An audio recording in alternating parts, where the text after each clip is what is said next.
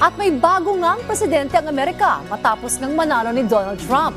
At dahil ang Pilipinas ay isa ng matagal na kaalyado ng Amerika at milyong-milyong Pilipino din ang nasa Amerika, ang tanong, ano ba ang posibleng epekto nito sa Pilipinas at sa mga Pilipino?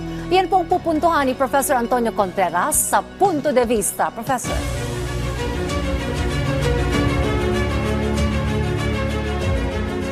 Maraming salamat at magandang umaga, Dayan.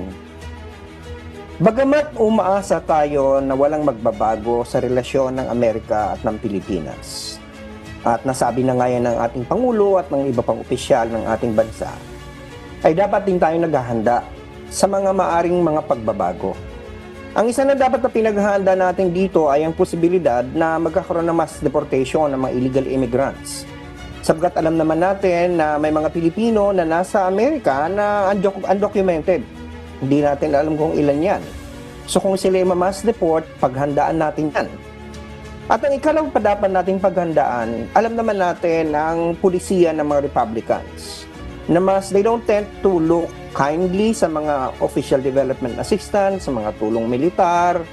So maaring magbago ang latag ng tulong ng Amerika sa Pilipinas at lalong-lalo na sa ugnayan natin sa yung military relationships natin. Mahalaga ito sapagkat alam naman natin na sa West Philippine Sea, andyan ang Amerika, meron tayong mutual defense treaty sa Amerika. So paghahandaan natin ito, sa ngayon masyado pang maaga, pero pinag-iisipan na dapat natin. Maganda ang ginawa ng ating Pangulong Marcos na pinalawak niya ang alyansa sa West Philippine Sea na hindi lamang nakatutok sa Amerika. At yan ay ang pagsakop na ng ating friendship o ng network natin, kasama na ang Japan, ang Australia, ang European Union at ibang bansa. Tama ang hakbang yon. Hindi na dapat natin inilalagay ang ating economic at ang ating military faith sa Amerika.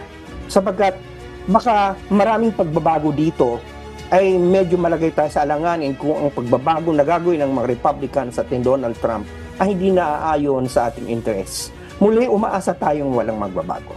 Subalit, mas maganda yun yung handa. Yan lang ang aking punto de vista ngayong umaga. Balik sa inyo dyan sa studio, Dayan, at magandang umaga sa inyo lahat. Maraming salamat, Professor Antonio Contreras.